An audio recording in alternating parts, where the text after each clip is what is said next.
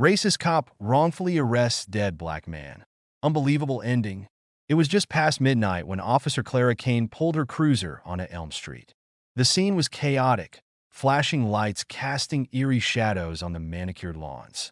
A black man, mid-40s, lay motionless on the porch of a suburban home. Clara's partner, Officer David Perez, approached cautiously. "What do we have here?" Clara sneered, her hand hovering over her weapon. "Another thug caught in the act?" David frowned. "Clara, this is a crime scene. That man is the victim." Clara rolled her eyes. "Sure, David. Just like all these thugs end up victims." David ignored her comment, crouching to inspect the body. "Nins Jayton Howard. Records show he's the homeowner. Multiple stab wounds." Clara smirked. "Homeowner? Right. Probably squatting." Before David could respond, Clara whipped out her gun. "Freeze!" she shouted, pointing it at the corpse. David's jaw dropped. "Clara, what are you doing?" "Arresting him. Look at him, clearly guilty." David's voice trembled with anger. "Clara, he's dead. He's the victim. Put the gun down." Clara hesitated, her bias clouding her judgment. The tension was palpable when Captain Malcolm Reed arrived, observing the chaos unfolding. "What's going on here?" Reed asked, his calm demeanor masking his scrutiny. "She's trying to arrest a corpse," David muttered. Reed's eyes narrowed at Clara. "We'll be discussing this later." Unbeknownst to Clara, her actions were already under investigation. Her career, and more importantly, her integrity, was about to unravel. The crime scene remained tense as Clara Kane stood rigid, unwilling to acknowledge her mistake. David Perez continued inspecting the area, logging evidence meticulously. Bloodstains led from the porch to a patch of grass near the side gate, suggesting a struggle. "This was no accident," David muttered, snapping photographs. "We need to start canvassing the neighborhood for witnesses." Clara crossed her arms. "We don't need witnesses. The case is open and shut. Black-on-black violence. Nothing new." David spun to face her, incredulous. "That's enough, Clara. You're not even trying to find the truth here." Clara smirked. "What truth? This thug's criminal record will speak for itself. Besides, it's probably some domestic dispute gone wrong." Before David could respond, a neighbor cautiously approached. "Officers, I saw someone running away earlier. A white man, mid-30s, tall, with a hoodie." David scribbled down the description. "Did you notice anything else? Which direction did they go?" The witness pointed down the street. "He fled toward the park." David nodded his thanks, then turned to Clara. "You heard her. A white male suspect. Not your so-called thug." Clara scoffed. "Witnesses get it wrong all the time. She probably confused the details." David was losing patience. "Clara, we're here to find the truth, not fit it into a convenient narrative. You're obstructing justice with your bias." Clara's expression darkened, but she said nothing. As the witness left, Captain Malcolm Reed approached, quietly observing Clara's behavior. He remained silent, but made a mental note. This case was more than a murder. It was a test of integrity. And Clara was failing miserably. As the investigation progressed, David compiled a preliminary profile of the suspect based on the witness account. A forensic sketch artist worked with a neighbor to create a drawing. "Got it," the artist said, handing the sketch to David. The image depicted a white man with a sharp nose and chiseled features. David showed the sketch to Clara. "This is our suspect. Doesn't look like the victim, does it?" Clara scrutinized the drawing, her bias taking over. "That nose can't be right. Looks like you've got the wrong guy." David sighed. "Clara, it matches the witness description exactly. We need to stop letting your prejudices dictate this case." Clara wasn't convinced. "I'll bet the victim pulled a weapon on this white suspect, and it turned ugly. You know how they are, quick to violence." "That's ridiculous," David shot back. "Jackson Howard was the homeowner. His record is clean. There's no evidence he was anything but a victim here." Captain Reed chose this moment to step in. "Clara, I'm starting to see why there have been complaints about you. Your focus isn't on justice. It's on fulfilling your narrative." Clara bristled. "Complaint? Against me? I'm one of the best officers in this department." Reed raised an eyebrow. "We'll see about that." Tensions were rising, But the case wasn't over. And Reed had plans to expose the truth, not just about the murder, but about Clara herself. The morning sun crept over the horizon as the team worked tirelessly. David was preparing evidence to present to Captain Reed when he heard commotion outside. Rushing to the porch, he saw Clara dragging the victim's body into a police van, cuffs locked around its wrists. "Clara!" David shouted, racing toward her. "What are you doing?" "Doing your job, Perez," Clara snapped. "I'm arresting the perp." David stared at her in disbelief. "That's the victim. Have you completely lost it?" Clara shrugged. "Dead or alive, he's guilty. I'm not letting him walk." At that moment, Captain Reed appeared, flanked by several officers. "That's enough, Clara. Put the body down and step away." Clara glared at him. "With all due respect, Captain, I'm doing what needs to be done. This man is a danger to the community." Reed's voice was calm but firm. "Officer Kane, you're under arrest for obstruction of justice and misconduct." "What?" Clara gasped, stunned.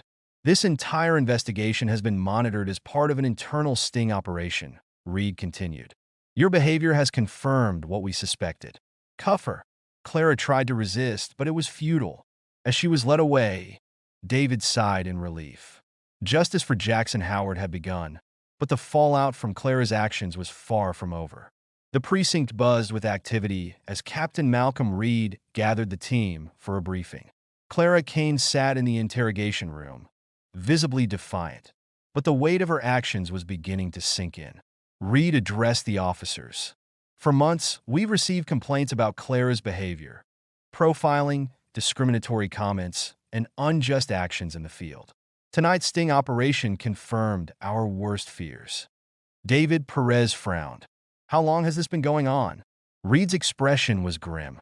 "Long enough. Her actions jeopardized the integrity of this department.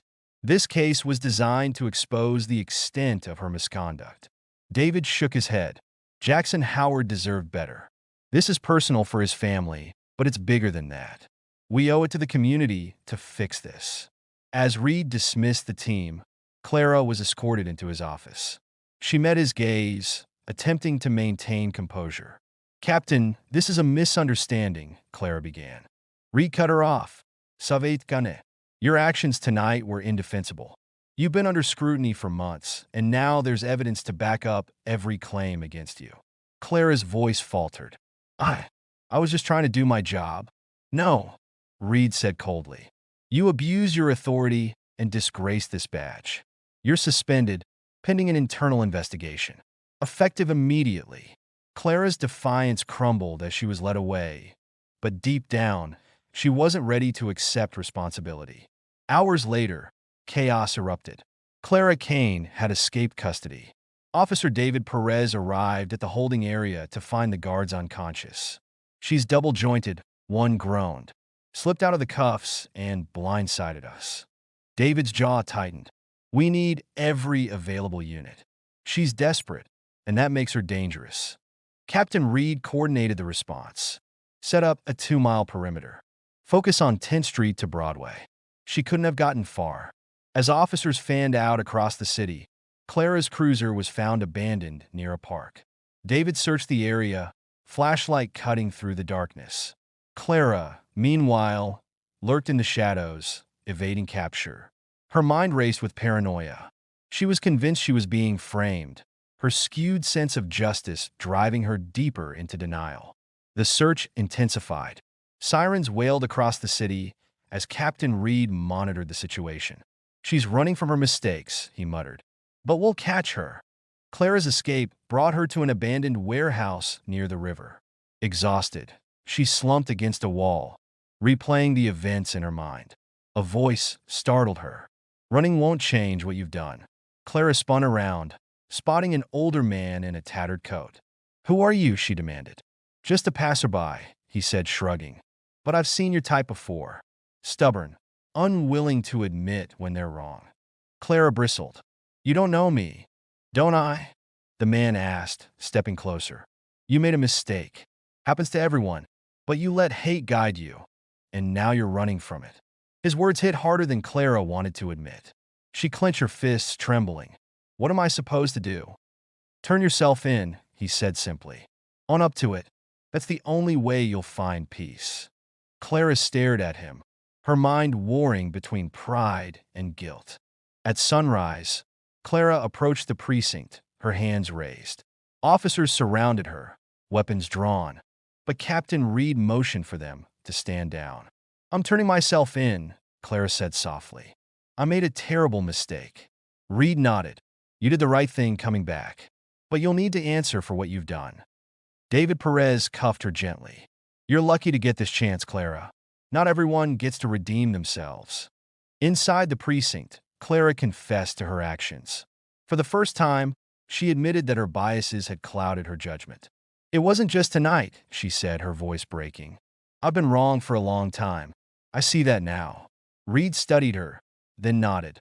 This will be a long road, Kane, but accountability is the first step. Clara Kane faced disciplinary hearings and a lengthy court trial. The evidence was damning. Her discriminatory behavior, the obstruction of justice, and the mishandling of Jackson Howard's case. She was dismissed from the force and sentenced to community service, along with mandatory bias training and counseling. The department implemented sweeping changes, introducing new training programs to address racial bias and misconduct.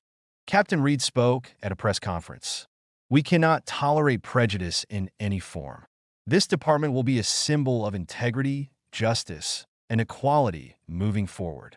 Jackson Howard's family found solace in the efforts to right the wrongs done to them.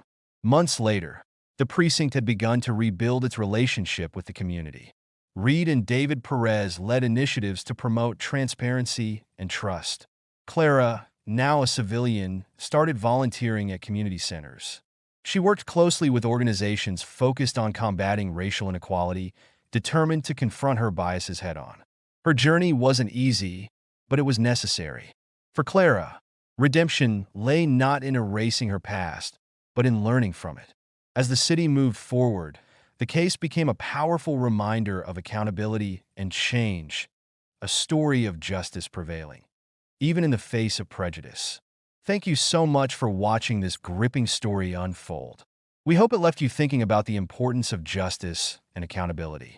If you enjoyed the video, don't forget to hit the like button, share it with your friends, and subscribe to our channel for more captivating content. Your support means the world to us and helps us create more stories that matter. Until next time, stay safe and take care.